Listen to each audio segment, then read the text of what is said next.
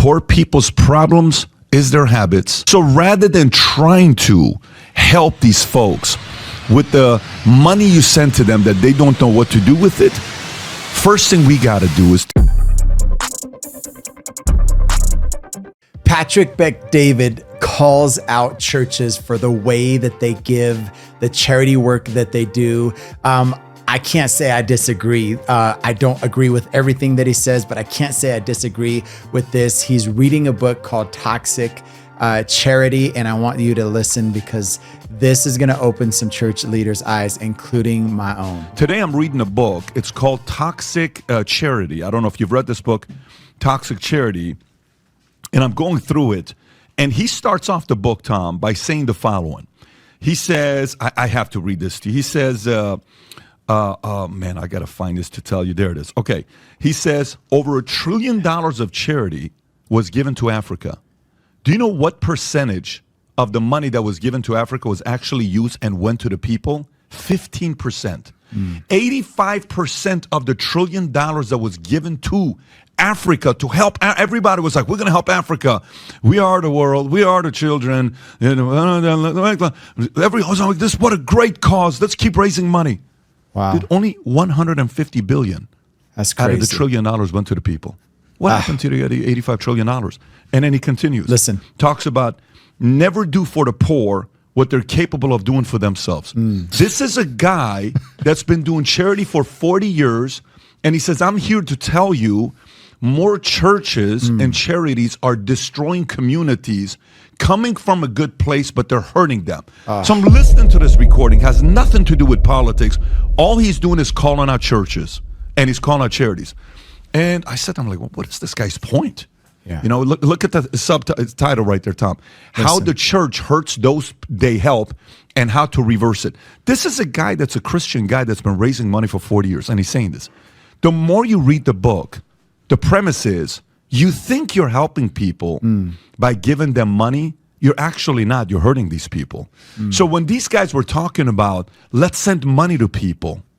Let's do another $1 trillion. Let's do another $1 trillion.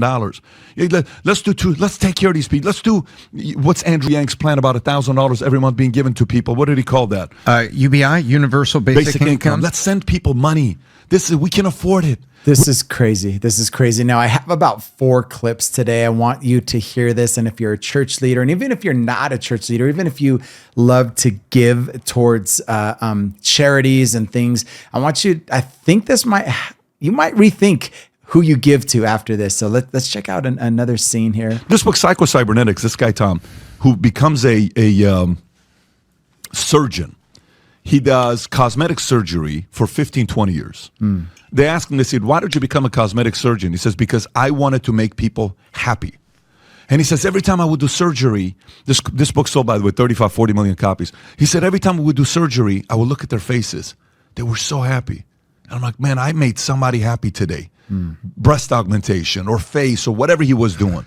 He says, you know what happened 6 months later? They went back to the same depressed, miserable people they were. He says, I realized after doing this for 15, 20 years, you can't make people happy from the inside, from the outside. You can only make them happy from the inside. Yes. So he went and got away from that business and started becoming a psychologist working with people on the mindset, writes a book called Psycho-Cybernetics, sells 35 million copies. What we're trying to solve all these poor people's problems from the outside by sending money to them. Why don't we work from the brain? Why don't we work from teaching them mentally on how to deal with their finances and other areas of their lives? So the next time it comes to vote for sending more free money to people, just remember this. The more free money you send to the market, all you're doing is making the rich richer, and the rich keep getting richer and the poor keep getting poor because your policies that sound noble on the outside actually destroys middle America. Wow. There's 2 more clips. I want you to hang in there with me, and then I'll make some comments at the end. But this is deep. This is forcing me as a church leader to rethink who I help, how I help, and what I help, as I lead my church to donate to different places. And so let's check this out. Pat, you know where my charitable heart is, but you also know that my charitable heart changed about 12 years ago because I was part of American mega churches, and I was a person attending there. But then I would look around and say, no, wait a minute. Where can the church have the highest impact? During a disaster. Karina, there's not people down there. It didn't rain 4 foot of water and then Lake Pontchartrain flood because of their habits. It was because of Hurricane Katrina. Right. So what he's saying is, if you really want to make a difference, like where can the church really make an impact besides giving people money over and over and over again and them coming back for it? He says, when there's something that happens that's uncontrollable, like Hurricane Katrina, like something that they didn't anticipate, wiped out their house, wiped out whatever that might be, people died, they actually need the help. Let's keep listening. And you can go down and provide relief, and you can meet certain basic needs. You and I both know of a church in Dallas where we used to go, and they operated a medical clinic for people who did not have medical insurance. But they didn't come in there to get a gift. They came in there to get an antibiotic when they had bronchitis and they had no, medical insurance, or it was a single mom that had inadequate insurance. That is where charities can stand in the gap, where 90% of that dollar is providing a bridge on something that is not lifestyle related. Wow. Something that isn't lifestyle related. Again, where can charities, churches in particular, fill the gap, find it, something that isn't lifestyle related. Like, I don't know how to use my money. I don't know how to spend my money, and I keep getting money, right? And I keep ending up in the same place. Or like he was saying, cosmetic type of surgeries where they haven't learned to love themselves, but they are getting these surgeries, so they're temporarily happy. So there's all these things that I, as a church leader, I'm rethinking how we give, who we help, how many times we help them. And I want to show you one more clip because this one is the banger. This is where Patrick Bet David really drives this point home. The ever descending life cycle of charity, one-way charity.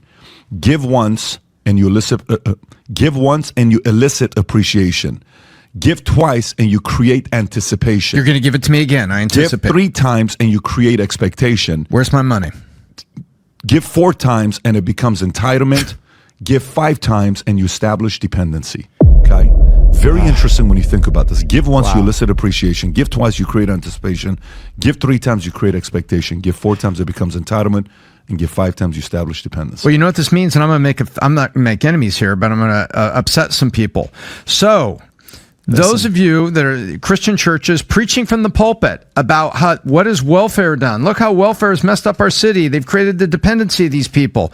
Look in the mirror, because some of the stuff you're doing is causing the same thing. Oh, man. Woo, that's hard to hear, man.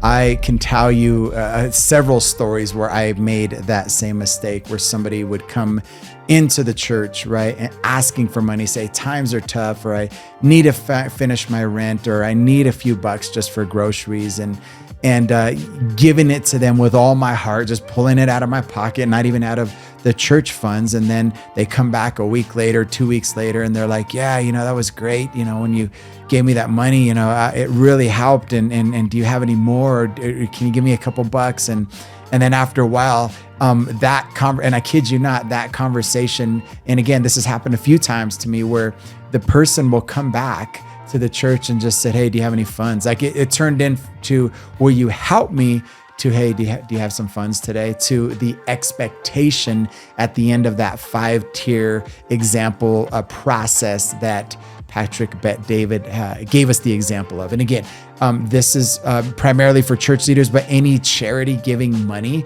I want you to rethink. I hope this helps you rethink. I know for me, it helps me rethink on how can I educate people on how to use money? How can I educate people on how to not be in that same position that they were before? How can I help places that really need help? Natural disasters, things that are beyond their control is really where the help happens, right? And so I learned something from this. I hope you learned something. Comment below on what you think about this whole toxic charity idea, and let me know. I'll see you on the next one.